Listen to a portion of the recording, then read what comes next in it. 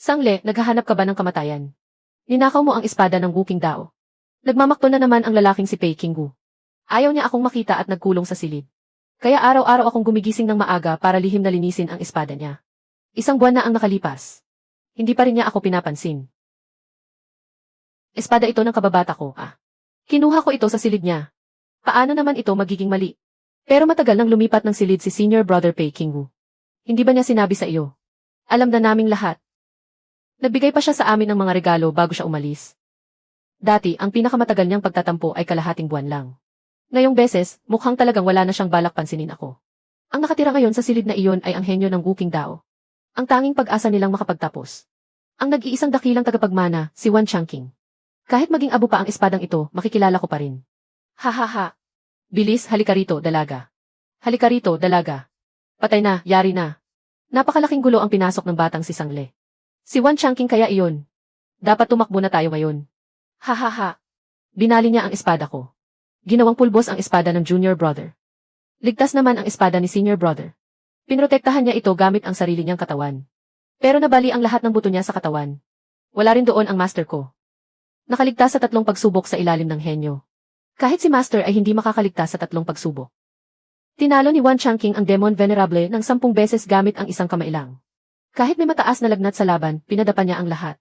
Walang awang pag-atake sa lahat. Habang naglalakad sa tulog, sinakyan pa ang 80 taong gulang na master paikot sa bundok. Ang paraan niya ng pahinga ay ang harangin ang kidlat ng kaparusahan para sa iba.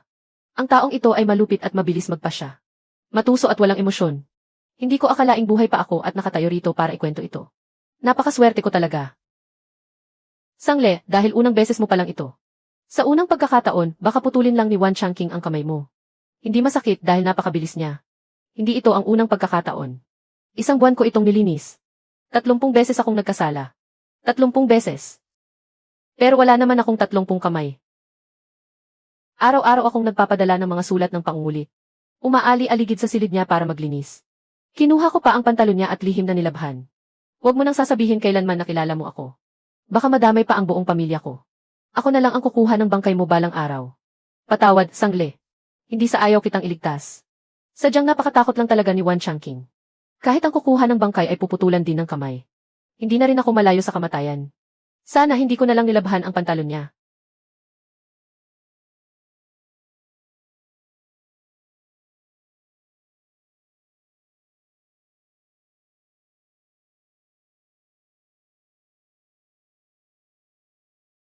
Ang espadang ito ay nagpapasikat lang pala kanina. Patay na, mas nakakatakot pa ang hitsura ng may-ari nito. Ngayon, kailangan ko na talagang ipaghanda ang sarili kong bangkay. May kailangan ka. Patawad, nagkamali ako ng nilinis na espada. Nilinis ang espada sa loob ng 1 buwan. Nagpadala ng sulat, naglinis at nagnakaw ng pantalon. At ngayon ay nagdadala pa ng espada para humingi ng tawad. Gusto niya ako, tama nga. Napakalinaw ng lohika. May matibay na ebidensya. Bakit namumula ang mga tainga niya? Sa galit iyan, siguradong sa galit. Yung galit na halos magdugo ang buong mukha niya. Sabi ni junior sister. Patay na. Patawad, ako ang naglinis. Gusto mo pala ako. At gusto mo pang mag-propose. Sige, mag-drop out muna ako sa sekte. Nilinis niya ang aking natal na espada. Parang hinugasan mo na rin ang puso ko. Gusto niya akong pakasalan. Gusto, pagtapat, proposal, tapos hihinto sa pag-aaral. Ano ba ang pinagsasabi niya? Naghugas lang naman ako ng espada, Ang patakaran ng Wuking Dao. Kapag may asawa ka, kailangan mong gawin ang Shakizeng Dao. Hindi ka pwedeng mamatay. Kung ganoon, hihinto na ako sa pag-aaral. Paano na ang trabaho mo niyan? Sa pagiging immortal, kailangan din ng pinag-aralan. Kung hindi ka makakapagtapos sa Wuking Dao, ano nang mangyayari sa iyo sa hinaharap? Malakas ako. Kaya kong mabuhay sa pamamagitan ng pagharang ng kidlat ng kaparusahan para sa iba. Hindi pa nga tayo kasal. Pero ganyan ka na mag-alala sa akin. Huwag kang mag-alala, hihinto agad ako sa pag-aaral para makasama ka. Sa pagyan ng Shakizeng Dao at ng pagiging henyo. Pipiliin ko na lang maging duwag. Paano napunta sa nag-aalala ako sa kanya, ang sa akin lang. Nag-aalala siya kung makakapagtapos ako. Nag-aalala siya sa magiging trabaho ko sa hinaharap. Hindi ko siya pwedeng bigin. Kailangan ko talagang huminto sa pag-aaral. Hay! Ang master ni Pei Qinggu at ang master ni Wan Changqing ay may mabuting ugnayan. Kung hihingi ako ng tulong sa kanya, baka maayos ang hindi pagkakaunawaan. Dati niyang pinuri ang mga pagkaing niluluto ko. Walang magiging problema kung magdadala ako ng regalo.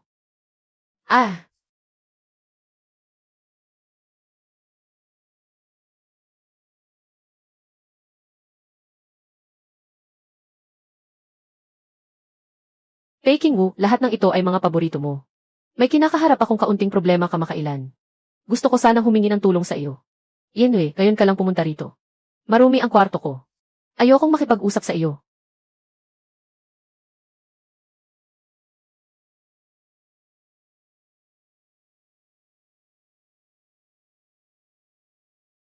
Basta't galingan ko ang paglilinis. Tiyak na tutulungan niya ako. Ganoon din naman ang nangyayari noon. Kapag galit siya, sinusuyo ko siya. At mapipilitan siyang patawarin ako. Ha ha ha.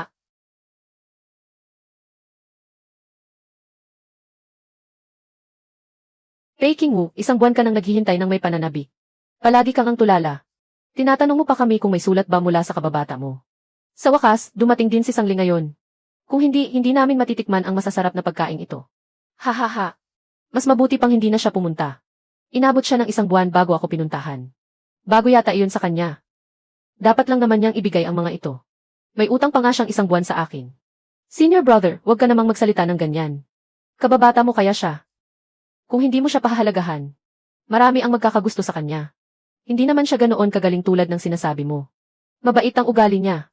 Masipag pa at masayahin. Bakit hindi mo na lang siya ipakilala sa amin? Ehem. Hindi siya karapat-dapat sa akin. At hindi rin siya karapat-dapat sa inyo. Karaniwan lang ang pamilya niya sa paanan ng bundok. May mga nakababatang kapatid pa siya. Ipinanganak siyang may tadhana ng isang katulong.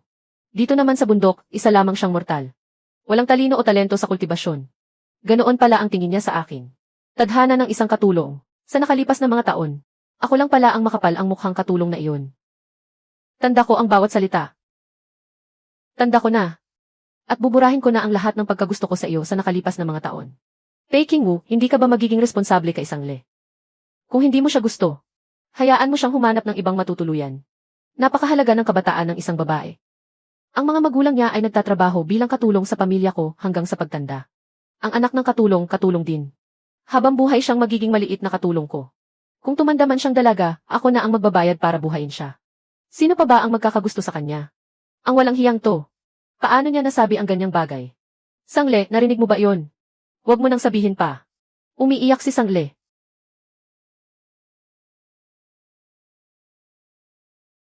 Bakit, hindi ba totoo? Ang sama ng bibig mo. Hindi mo pwedeng inumin ang alak ko. Peking Wu, bawat salitang sinabi mo ay tatandaan ko. Huwag na huwag kang hihingi ng tawad sa akin sa hinaharap. Tama yan, itapon mo ang alak na yan. Burado na ang lahat ng utang ko sa kanya sa mga nakaraang taon. Hindi ko na siya kababata kailanman. Ngayong nailabas mo na ang galit mo, ano ba ang kailangan mong tulong sa akin? Hindi ba't magmamakaawa ka pa rin sa akin? Mugto ang mga mata niya. Siguradong may nangyaring masama. Kahit pagalitan siya noon, hindi siya nagkakaganyan. Ano kayang problema ang kinakaharap niya ngayon? Wala lang, hindi na kita abalahin. Wala naman talaga ako sa puso niya. Walang kwentang mag-aksaya ng oras sa kanya. Mabuti pang maghanap ng mabuting mapapangasawa habang bata pa. Binigyan ka na nga ng respeto, ayaw mo pa. Peking Wu. Napahamak lang si Sangle ng dahil sa iyo. Peking Wu. Siguraduhin mong hindi mo ito pagsisisihan. Ha ha ha. Pakinggan niyo ang biro ng aking Shemi. Ako ba ang magsisisi o si Sangle? Tingnan natin kung pupunta siya bukas para maghatid ng mga gamit. Nasunod-sunuran pa. Hindi kaya totoong hindi na siya darating. Kahit gaano ko siya pagalitan noon. Pumupunta pa rin siya kinabukasan. Darating pa kaya siya bukas? Peking Wu.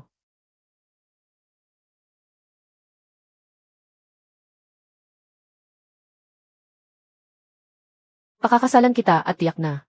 Ipapangako ko sa iyo ang buong buhay ko. Wan Changqing. Ang King na iyon ay si Wan Changqing. Buong buwan akong nakikipag-usap kay Wan Changqing. Hi, ako si Wan Changqing.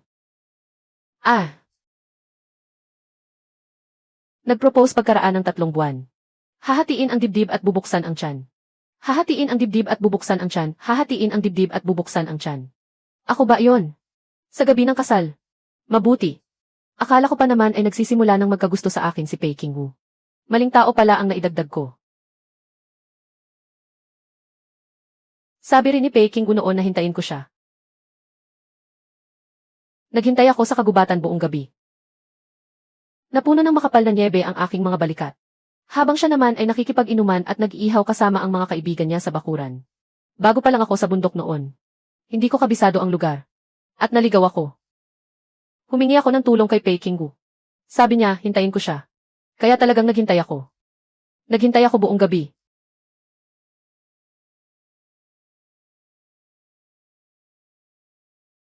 Nasaan si Peking Gu? Bakit hindi niya ako pinuntahan? Bumubuhos ang malakas na nyebe kahapon. Pero nag-iihaw at umiinom lang siya kasama ang mga kaibigan niya sa bakuran. Napakasarap ng alak namin.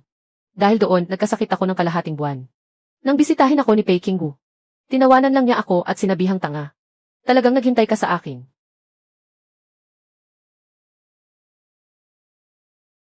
Ayoko nang maghintay sa parehong lugar. Walang darating. Ako lang mag-isa. Isang malaking pagkakamali ang lahat. Ayokong hadlangan ang kanyang landas. At ayoko ring mapatay para lang sa kanyang kultibasyon. Bababa ako ng bundok para hanapin ang sarili kong tadhana. Mula ngayon, hindi na ako aasa sa kahit kanino. May naramdaman akong pamatay na aura. Ito ba ang pagsubok ng kidlat? O dumating na ang Demon Lord? Napakalakas ng aura ng pagpatay.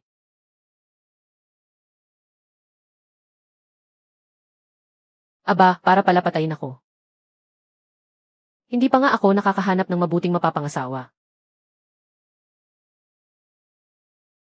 Bakit? Xiao Xiang Zhu. Dalaga, ang espadang iyan ay pagmay-ari ng malaking demonyong iyon. Ang buwisit na espadang Guanxian na ito. Walang sinuman dito ang hindi niya inapi. Masamang espada. Si Xiao Xiang Zhu pala ito. Hindi naman siya masama Napakabait niyang bata. Ayos lang, kilala ko siya. Napakabait niyang bata. Bakit parang aso na natandaan ang amoy ko? Nasaan ang amo mo? Nandito na ang espada. Siguradong nasa malapit lang din siya, hindi ba? Pinapunta ko muna ang espadang Guanxian para sunduin ka, napakabilis niya. Hindi kanya paghihintayin ng matagal. Hahaha.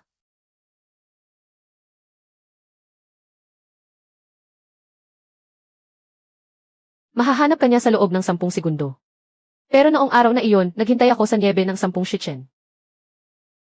Hindi naman dahil sa pag-ulan ng niebe, kundi dahil hindi talaga nagmamalasakit sa akin si Peking Wu. Napakatanga ko talaga. Patawad, aking asawa, nahuli ako ng dating. Masyado pa ring mabagal ang 10 segundo. Sa susunod, hahayaan kong mag-teleport na lang agad ang espadang Guanxian. Hindi kita maaaring paghintayin kahit 1 segundo. Tumayo kayo. Hindi ko kayo sinisisi. Napuwing lang ang mata ko ng buhangin. Hindi ko pwedeng sabihin na dahil naalala ko ang nakaraan. Masyadong nakakahiya iyon. Ganoon pala. Guanxian, magtanim ka agad ng mga puno para maging kagubatan ito. Sa lugar kung nasaan siya, hindi dapat magkaroon kahit kaunting alikabok o buhangin. Mag-utos ka. Nagtatampo siya at nagrereklamong mabagal ako. Napuwing ang mga mata niya. Ibig sabihin ay may buhangin dito. Puksain ng tuluyan ang mga buhangin at alikabok. Para hindi na siya mapuwing kailanman. May punto ka. Bakit naman makikinig sa akin si Xiao Xiang Zhu?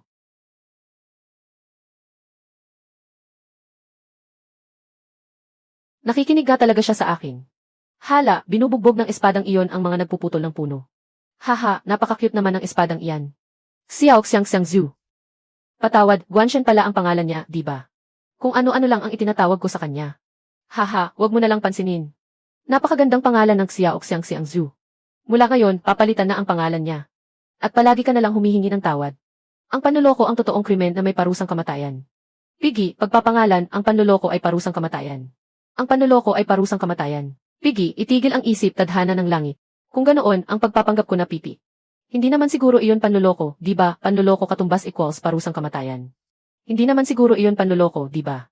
Hindi lang naman ako nagsasalita, Yixed, ano nga pala ang gusto mong sabihin kanina? Kasal. Ang magkaroon ng ganitong asawa. Dalaga, napakahusay. Sasabihin ko sana na aalis na ako sa sekte. Pero ang panloloko ay parusang kamatayan. Kaya huwag ko na lang munang sabihin. Palalagpasin ko muna ito. Mas mahalagang mabuhay. Dalaga, ang sekteng ito ay sumusunod sa batas. Maaari ko bang malaman kung pinilit ka ba? Alaynan. Isa na namang batang babae ang nalinlang ng Guking Dao. Nakapaghiwalay na ako ng 19 na magkasintahan sa buong buhay ko. Ang masamang tadhana ng Shaki Zeng Dao.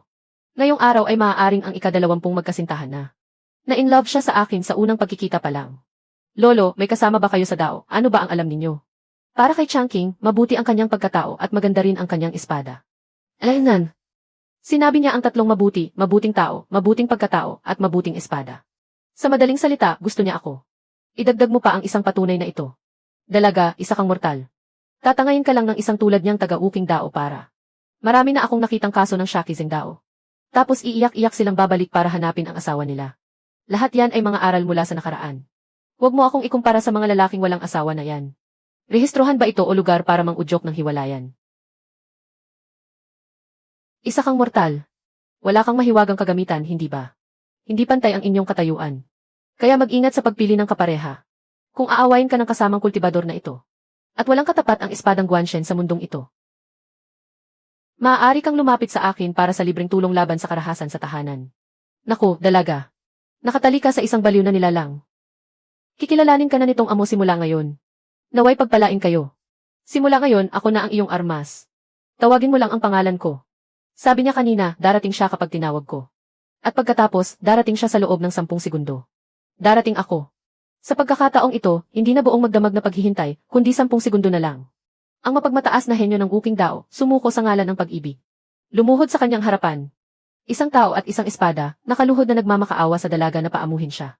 Ang paborito ng langit, nagmamahal ng wagas. Dalaga, saan ka tatakbo? Ano bang klaseng mga pamagat ito? Kinuha nila ang eksena kanina. Mabuti na lang at likod lang ang nakunan. Tandaan mo ang date natin sa pista ng parol mamayang gabi. Ayos lang naman kung ipahayag natin ito ng mas huli. Tatakbo pa ba siya palayo? May kontrata siya sa akin, hindi siya makakatakas.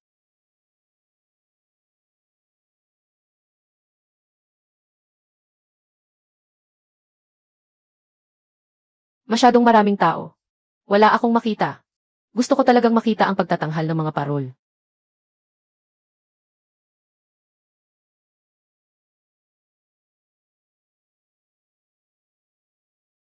Ibababa mo na ako bilis. Nakatingin sa atin ang lahat. Sangle, nakikita mo na ba ng malinaw ngayon? Nahihiya ako, nakatingin sa atin ang lahat. Pero kitang-kita ko nga ng malinaw.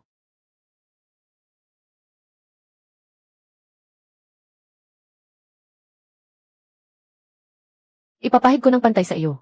Walang anuman. Ang bango ng sabon sa kanya, nakakapagpagaan ng loob. Kaninong mga paputok kaya yon, ang ganda naman. Iyan ang batang Panginoon ng pamilya Pei. Sino kayang dalaga ang gusto niyang mapangiti? Ang mga paputok na ito. Tiyak na nagkakahalaga ng libo-libong ginto. Nagpapaputok si Pei Kingu para sa ibang tao. Dapat ko nang punitin at itapon ang tala-arawan na ito.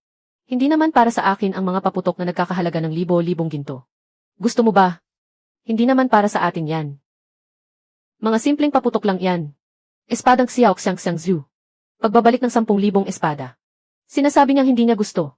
Pero hindi naman maalis ang tingin niya. Dahil hindi naman ito para sa atin. Gagawa ako ng sarili nating palabas para sa kanya. Swoosh!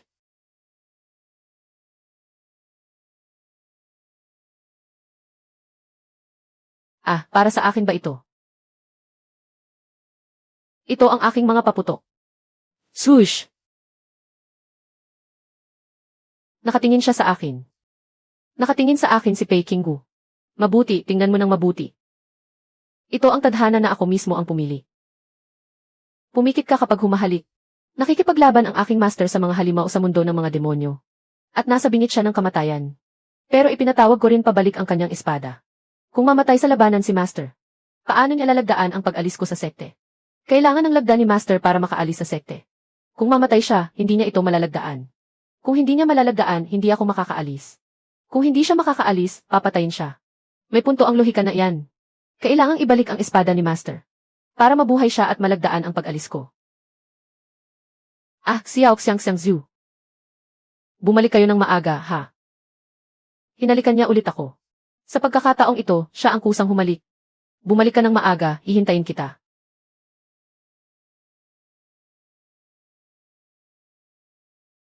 Wan Changqing, hehe. Pinuno niya ang langit ng mga bulaklak ng espada para sa akin. Sinabi niyang siya ang aking sandata. Hihe.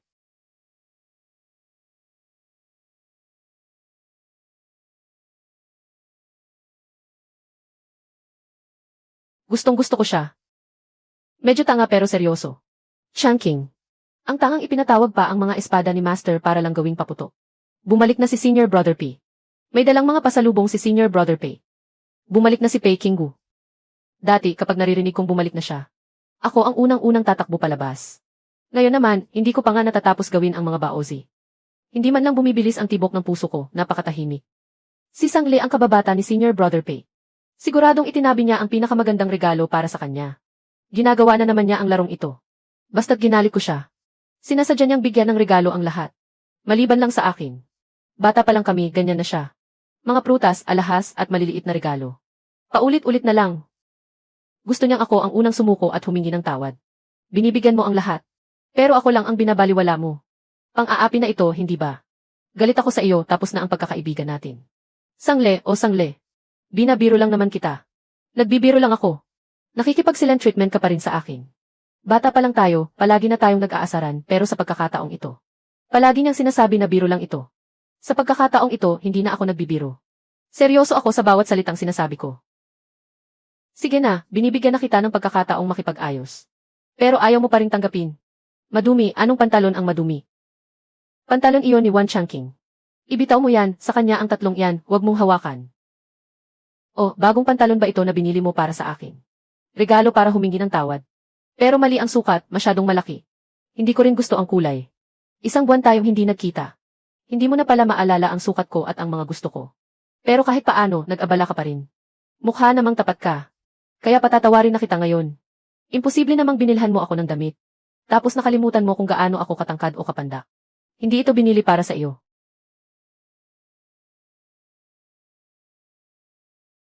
Magandang araw po, Master. Master Xiao. Nabalitaan kong ikinulong si Wan Changqing ng isang buwan. Dahil lang sa ipinatawag niya ang espada ni Master para gawing paputok. Muntik nang mamatay si Master sa pakikipaglaban sa mundo ng mga demonyo.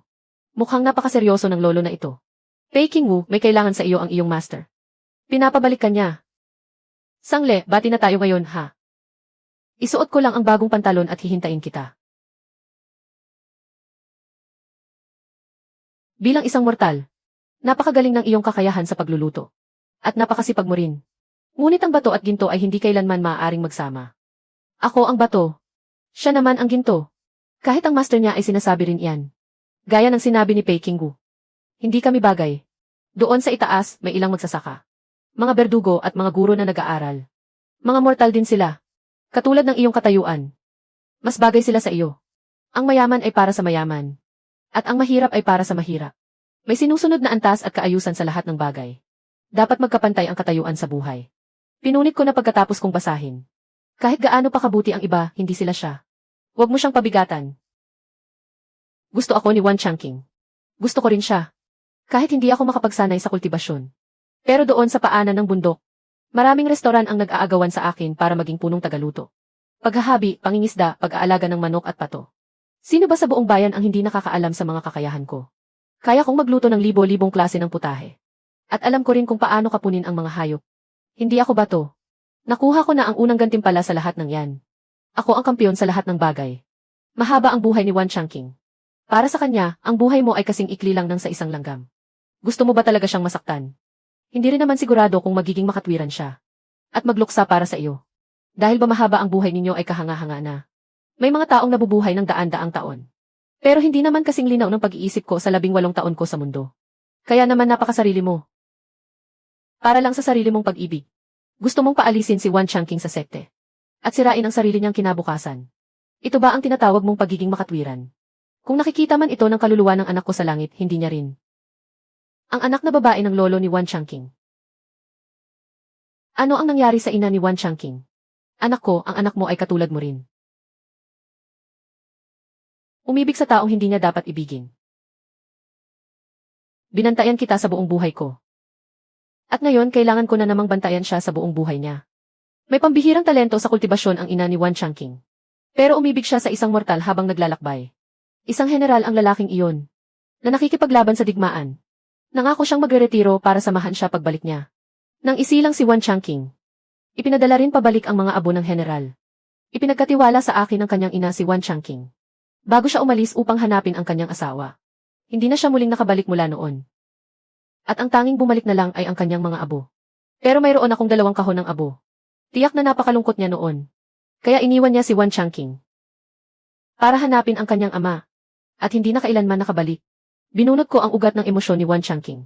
Para katakutan siya ng lahat. Sa pag-aakalang wala na akong dapat ipag-alala. Ngunit hindi ko inaasahan na kahit binunot ko na ang ugat ng emosyon ni Wan Changqing, ay may darating na katulad mo na babago sa lahat. Pakiusap, bigyan mo ng pagkakataong mabuhay ang apo ko. Isipin mo na lang na minalas ka sa kanya. Takot sa kanya ang lahat. At walang nangangahas na lumapit sa kanya. Pero lumuhod siya sa isang tuhod dahil sa akin. Gusto niya ako. Hindi dahil sa nakasanayan na. At hindi dahil sa pagiging makulit. Kundi dahil talaga sa akin. Pero nagmamakaawa sa akin ang kanyang lolo. Sige na nga, wala naman palang sumusuporta sa pag-ibigan naming ito. At nagkataon namang masyado akong mabait at malambot ang puso. Kaya lang, hindi ko na siya makakahalikan sa susunod. Kung alam ko lang, sana pinatagal ko pa ang paghalik sa kanya noong araw na iyon. Sana hinalikan ko pa siya ng maraming beses. Yung sapat na para alalahanin ko sa buong buhay ko. Naging mag-asawa kayo. Isang paraan na lang ang natitira. Ang Shaki Zengdao. Matandang lalaki, gusto ninyo palang kunin ang buhay ko para sa apo ninyo. Mas mabuti pang sirain ko na lang ang mahal mong apo. Huwag kang mag-alala, napaka-profesional ko. Madalas ko itong ginagawa para sa iba, hahaha. Madalas tumulong sa pagpatay ng asawa. Ano ba talaga ang trabaho ng master na ito? Ito ay ang sining ng pagpapanggap na patay. Nag-imbestiga na ako. At sa simula pa lang ay niloko mo na rin si Wan Changqing. Pangalawa, tulungan siyang umakyat sa langit. Gagantimpalaan kita ng malaki. Sa pagkakataong ito, nais kong sanayin ang unang immortal ng Wuking Dao. Maaari ka bang mag-iwan ng huling habilin? Huwag nang magsalita ang patay. Ito ang kasunduan sa pagpapawalang bisa ng kasal. Kapag nilagdaan mo ito, wala na kayong utang sa isa't isa ni Changqing. Wala na kayong ugnayan sa susunod na buhay. Sa 5 salita lang sa kasunduan. Nabura na ang pangalang isinulat niya. Hay, sa totoo lang, pumirma man o hindi, walang pagkakaiba. Anong ibig mong sabihin? Wala lang. Pumirma ka na bilis. Bago pa magsisi ang matandang ito. Walang pagkakaiba kung pipirma o hindi. May inililihim ba siyang hindi sinasabi? Pero kahit magtanong ako ngayon, wala rin akong makukuhang sagot. Huwag kang mag-alala, hindi sasabihin ng matandang ito kung nasaan ka.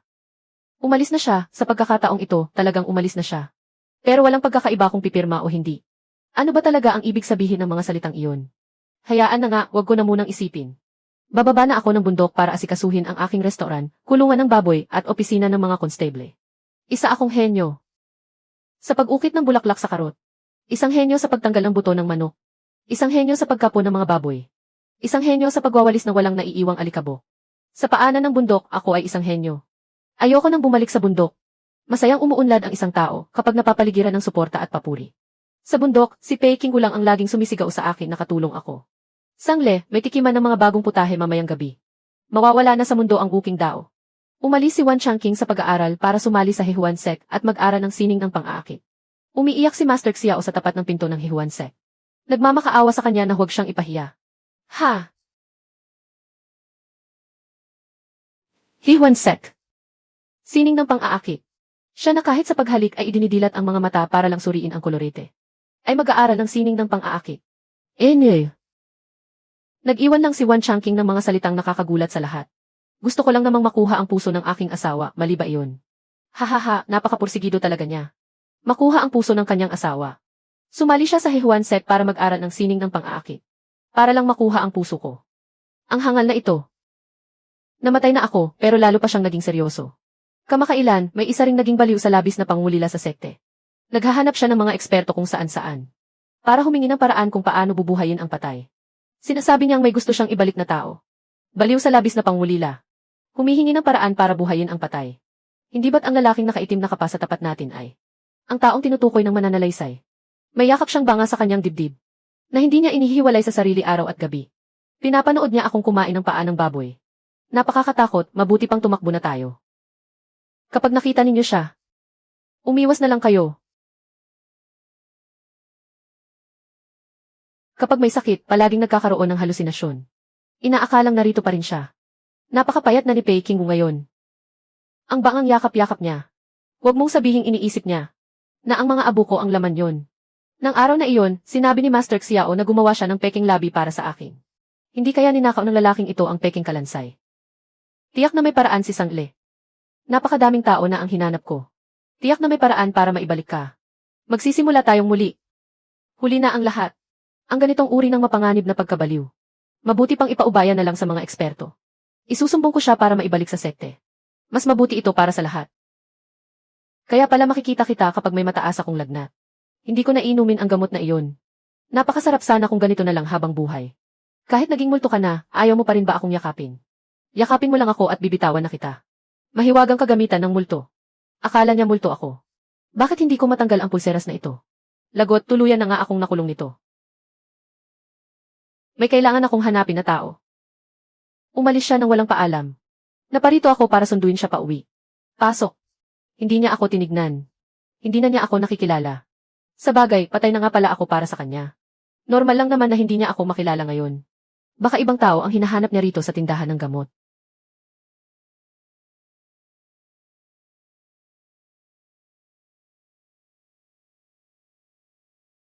Mukhang mabuti naman ang kalagayan niya. Baka nga isang kultibador na kapantay ng kanyang katayuan ang hanap niya. Para sa akin, kapag napaalis ko na si Peking Gu, magpapatuloy ako sa paglipat ng tirahan. Maganda rin namang maglakbay sa iba't ibang lugar. Sa katunayan, ako naman talaga ang dapat maghanap ng sarili kong patutunguhan. Isinama na ako ni Sangle. Ubo. Sangle. Gustong-gusto kita. Kung dati siguro ito, umiyak na ako. Pero ngayon, parang ordinaryong salita na lang ito sa pandinig ko. Huli na ang sinabi niya. Hindi ko na siya gusto. Normal na damdamin lang naman ito ng tao. Kahit hindi mo na ako gusto, walang problema. Wala akong pakialam. Pero dati, palihim mo akong sinusulatan ng mga tula ng pag-ibig. At palihim mo rin akong hinahalikan. Gising ako tuwing natutulog ako sa hapon. Alam ko sa bawat pagkakataon. Sinabi mo noon na mamahalin mo ako habang buhay. Bakit bigla mong itatanggi ngayon? Gising pala siya sa bawat pagkakataon. Alam niyang gusto ko siya. Pero pinaglalaruan lang pala niya ako noon pa. Trinatrato lang pala niya akong parang alagang hayop. Paano biglang mawawala ang pag-ibig? Unti-unti itong naglaho. Hanggang sa hindi ko na talaga kayang magtiis pa. Ang tanga ko, sinabi ko lang naman yun ng walang seryosong kahulugan. Sino ba namang may sabing maniwala ka? Kaya pala, ang panonood sa pagmamahal ng iba ay parang paglalaro lang sa aso't pusa. Kaya naman pala gustong-gusto niya akong tratuhin ng ganoon noon. Pero hindi ko kailangan gawin iyon sa ibang tao. Sapat na ang masabi ko ang mga salitang ito. Tulong, ang ating gwapo, kaakit-akit at tila imposibleng maabot na. Si Senior Brother Juan, ikinulong niya ang sarili sa silid at ayaw lumabas. Masakit ang ulo ko, Sangle. Ikinulong ni Wan Changqing ang sarili sa silid. Ano nang nangyari sa kanya? Nalaman ba niyang hindi ako patay? O baka may ipinilit sa kanyang gawin si Master Xiao? Bilis, tumakbo ka na, takbo. Peking Wu, uminom ka na lang ng sarili mong gamot sa pagkakataong ito.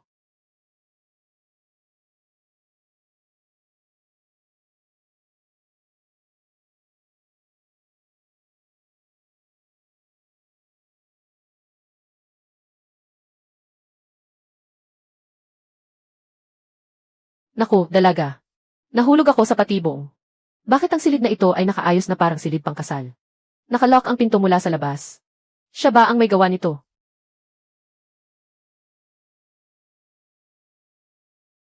Sa iyo ko lang ipinakita ang lugar na ito. Sinabi mo noon na gusto mong pumasok sa puso ko. Hindi ako masyadong marunong magsalita. At hindi ko rin alam kung paano ka papapanatilihin sa tabi ko. Tinanggal ni Master Xiao ang aking ugat ng emosyon. Akala ko wala akong naiintindihan sa kahit ano. Pero tuwing nakikita kita, at nalalanghap ang iyong bango, dito, bumibilis ang tibok nito. Umiiyak siya, ang lalaking walang emosyon. Umiiyak si Wan Changqing, ang lalaking kailangang makatikim ng kolorite kapag humahalik. Sinabi niyang bumibilis ang tibok ng puso niya. Hindi ba tinanggal na ang kanyang ugat ng emosyon? Hindi ako pumunta sa Hehuan Sect para mag-aral ng masasamang sining. Gusto ko lang matutunan kung paano pasayahin ang aking asawa. Kung paano ka mapapabalik sa akin. Huwag ka nang umalis. Maaari akong mag-aral magluto. Magsasalita ako ng mga matatamis na salita. Handa akong mag-aral ng kahit ano. Sabi sa mga tala ni Senior Brother. Kapag nagalit ang asawa mo, kailangan mong lumuhod at amuin siya. Hindi ko pa nasubukang lumuhod. Pero pwede ko namang pag-aralan. Pumunta siya sa Hehuan Sect para sa akin. Para matutong magluto, magsalita ng matatamis na salita at lumuhod. Siya na hindi kailanman lumuhod sa kahit kanino. Ay nagsabing pwede niyang pag-aralan. Hindi ko maihakbang ang mga paa ko.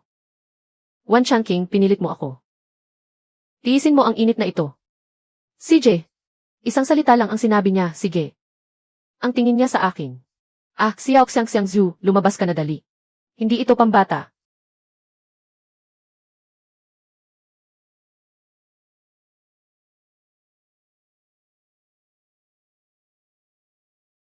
Lakasan mo pa ng kaunti. Hindi malalim ang marka. Ano nang sinabi niya? Hindi malalim ang marka.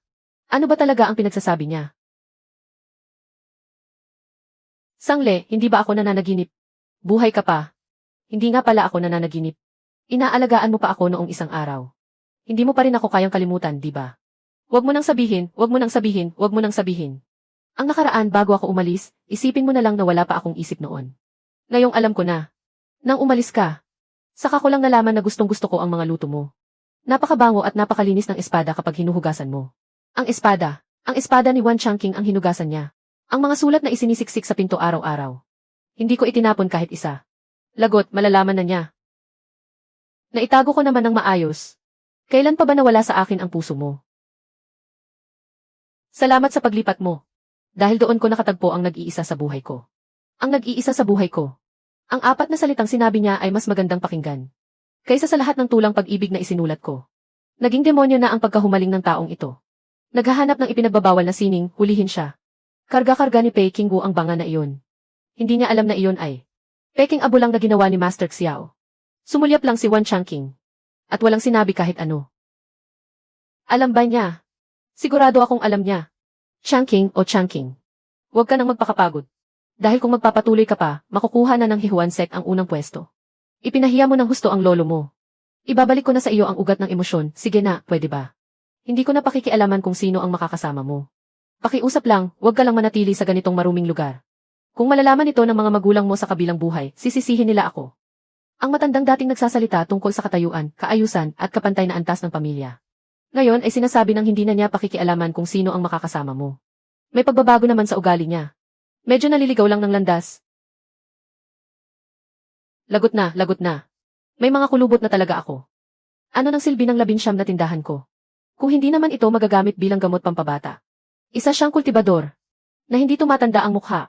Kung tumanda ako, pandidirihan kaya niya ako. Kahit sinabi niyang hindi niya ako pandidirihan. Paano kung magbago ang isip niya? Tingnan mo, matanda na ako.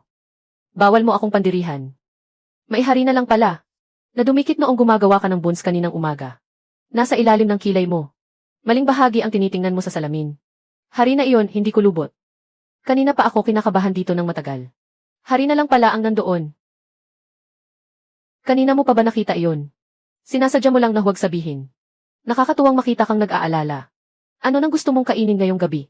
May natutunan akong bagong putahe. Sinasadya niya talaga. Pinapanood niya akong tumingin sa salamin ng kasing tagal ng isang patpat ng insenso. Siguro palihim siyang tumatawa sa tabi. Pero sinabi niyang may natutunan siyang bagong putahe. Imposible namang magturo ng pagluluto sa Hihuansek. Palihim kaya siyang nagpunta sa kainan para mag-aral. Pinasabog na nga ang kalan, marunong pa ring magluto. 3 kalan ang pinasabog niya sa loob ng 7 araw. Sa ngayon, buo pa naman ang pang-4. Ang pinuno ng Hihuansek ay nasa kainan. At pinasabog ang 3 kalan sa kusina. Mas nakakagulat pa ang balitang ito kaysa noong lumuhod siya sa isang tuhod noon. Pero masarap talaga ang isda. Diyos ko, bakit pati sa pagluluto ay may talento ang taong ito?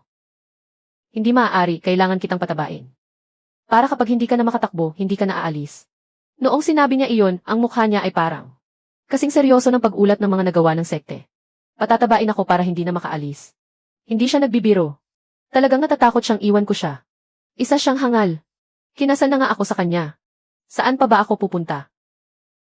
Haha, alam mo ba kung ano ang hitsura mo ngayon?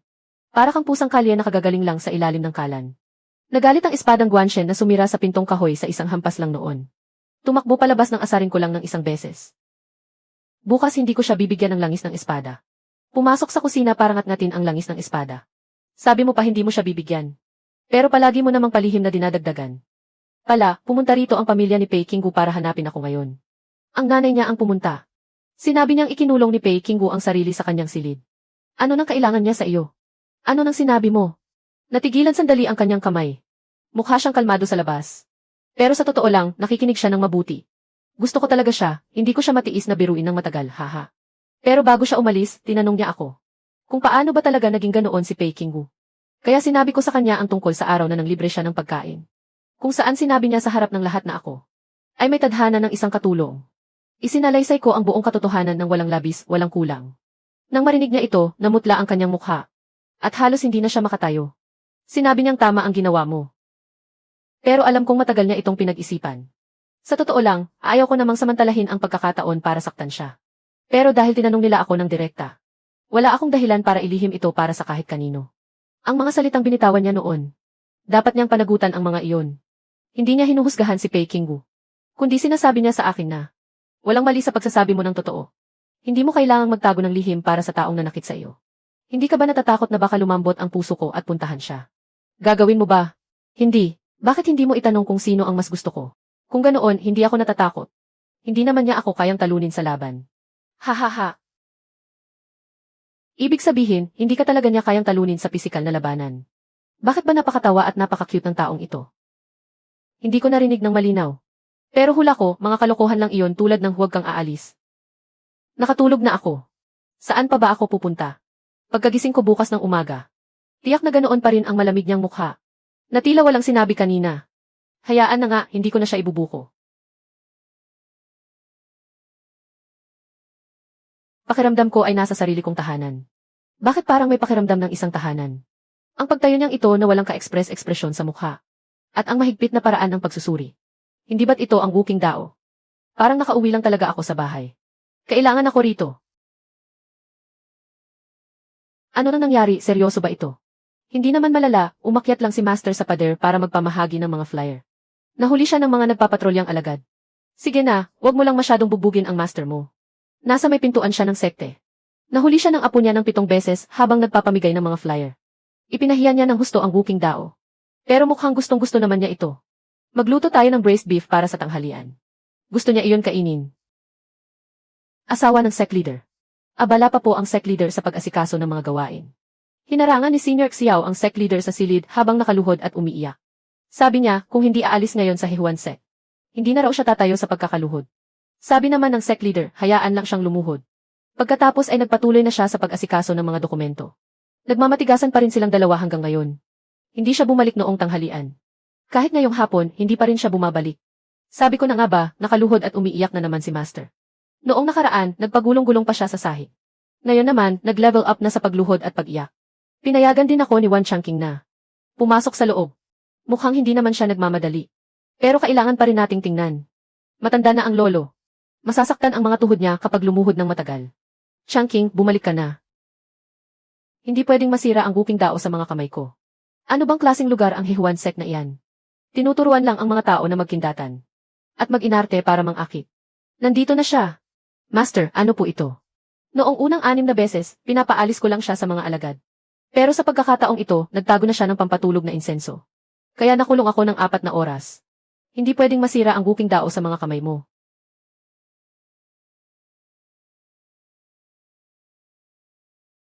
Hindi niyo ba ako bibigyan man lang ng makakain? Napakasuwain mong bata ka. Magpatuloy ka lang sa pagluhod. Siguradong iniisip na yon ni Master Xiao. Buong araw akong nakaluhod. Tapos kumakain lang kayo sa harap ko. Ng braised beef. Lolo. Noong binunot niyo ang aking ugat ng emosyon noon. Hindi niyo man lang tinanong kung gusto ko. Maraming taon kong itinago ang mga salitang ito. At sa wakas ay nasabi ko na rin. Hindi ko siya kinamumuhian pero ang bagay na binunot na iyon. Hindi na niya maibabalik sa akin. Kaya kailangan ko na lang itong patubuing muli ng mag-isa. Hinahawakan niya ang kamay ko. Napakainit ng kanyang kamay. Tumayo ka na riyan, malamig ang sahig. Hindi naman ganoon kasama ang Hehuan sect tulad ng iniisip mo. Kung gusto mo, maging aso man ako kung lolokohin ko kayo. Pumunta ka bukas para makinig sa klase. Bumalik na po kayo at magpahinga, lolo. Pag-usapan natin pagkatapos mong makita. Talaga, may libreng tanghalian ba sa klase bukas? Mayroong scallion pancake. Maging aso man ako kung lolokohin ko kayo. Sinabi ni Wan Changqing na magiging aso siya kung lolokohin niya kayo. Ganyan din siya amuin ni Master Xiao noong bata pa siya. Pagkasabi niya yon, naniwala agad si Master Xiao. Ang matandang ito, umakyat sa pader para magpamigay ng flyer. Gumamit pa ng pampatulog na insenso. Pero naniwala agad sa isang biro ng apo niya. Napapayag lang siya sa katagang maging aso man ako. Umalis lang siya matapos magtanong kung may tanghalian. Tanghalian ba talaga ang mahalaga roon? Tinawag mo pa ang sarili mong aso. Galit ka pa ba sa kanya? Diskarte lang, alam kong naniniwala siya roon. Noong bata pa ako, kapag inaamo niya ako. Tuwing sasabihin niyang magiging aso siya kung lolokohin ako. Tinutupad talaga niya ang pangako niya. Hindi ako galit pero ang bagay na binunot na iyon. Hindi na niya maibabalik sa akin. Kaya kailangan ko na lang itong patubuing muli ng mag-isa. Kaya naman, huwag ka munang tumanda agad. Bigyan mo pa ako ng mas maraming oras. Sabi niya, kusa lang itong tutubo pabalik. Nabunot ang ugat ng emosyon. Pinapatubo niya itong muli. Parang mas mabilis itong tumubo kapag nasa tabi niya ako. Sabi niya, bigyan pa ng kaunting oras. Sige, dahan-dahan lang akong tatanda. Nang buksan ang ika-19 na tindahan ngayong taon. Dapat mas alagaan ko ang aking sarili. Bigyan pa siya ng kaunting oras. Ang emosyong binabanggit nila. Parang may punto ang teknik ng resonansya. At pati na rin ang patakaran ng mapayapang pakikipag-usap. Katulad ng sa wuking dao natin, mas mabuting alisin ang bara kaysa harangan ito. Mukhang pwedeng pagsamahin ang mga teorya. Hindi maaari. Hindi pwedeng magtaksil ang matandang ito. Naparito ang matandang ito para pumuna. Babalik ka pa ba bukas? Pero napakasarap talaga ng braised pork. Babalik ako bukas. Para lamang makapasok sa teritoryo ng kaaway. Hindi dahil sa braised pork. Braised pork. Master Xiao, bakit po kayo nagtaksil? Ang tawag dito ay pagpasok sa loob ng kampo ng kaaway. Upang wasakin sila mula sa ugat. Halos 20 araw nang nakapasok sa kampo ng kaaway at nakatambay sa kantina. Wawasakin mula sa ugat. Sisimulan ang pagwasak mula sa braised pork. Mula ngayon, maghanda pa ng isang porsyon ng braised pork sa kusina. Hindi rin madali para sa matanda ang pumunta rito para makinig. Hindi ito sinasabi ni Wan Changqing. Pero tuwing pumupunta si Master para makinig sa klase, lumuluwag ng kaunti ang hawak niya sa pagsusulat ng mga dokumento. Dahan-dahan lang muna.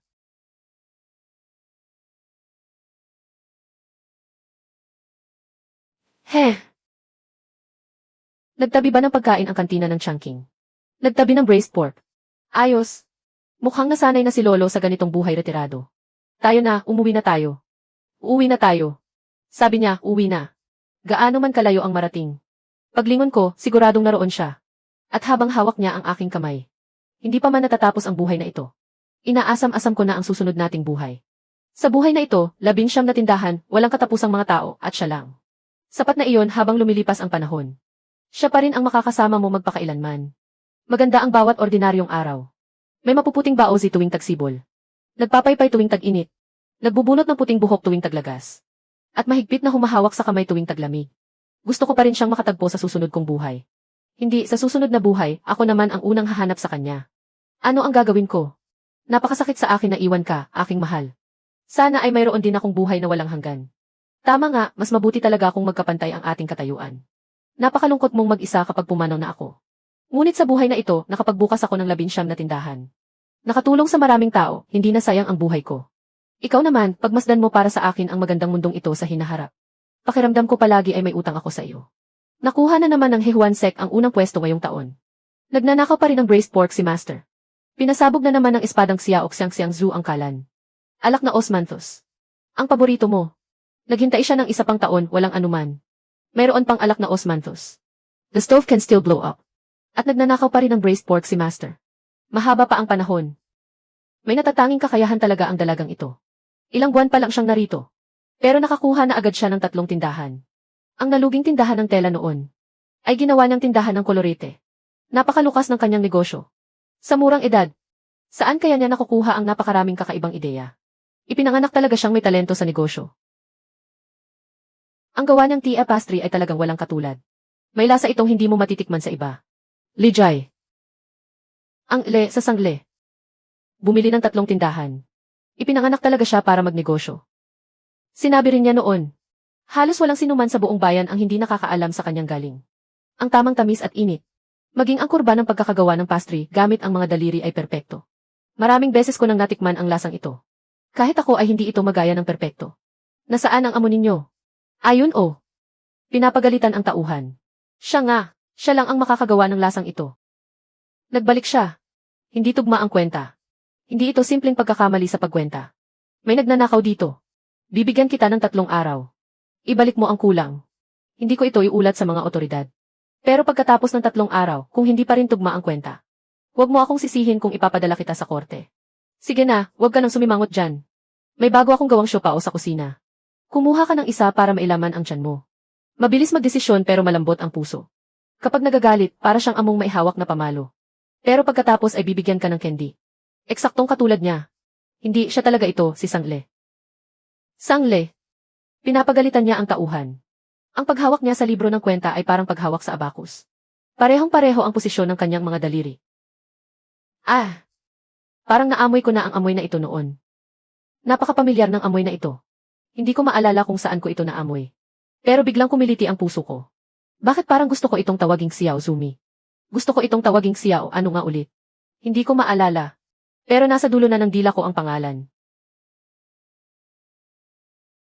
Hoy, nakalimutan mo ang binalot mong pastry. Pinaghirapan ko itong gawin. Paano mo ito makakalimutan? Napakakakaiba ng taong ito. Nakatitig lang siya sa isang supot ng tea pastry. Pero bakit ko ba siya hinabol sa labas? Naghatid lang naman ako ng order. Bakit kailangan ko pang tumakbo ng ganito kabilis? Parang medyo namumula ang mga mata niya. Napakasarap. Siyempre naman, maraming taon ko na itong ginagawa. Kakaiba, ngayong taon ko lang naman ito natutunan. Maraming taon ko na itong ginagawa. Bakit ko ba sinabi iyon? Kung ngayong taon ko lang ito natutunan.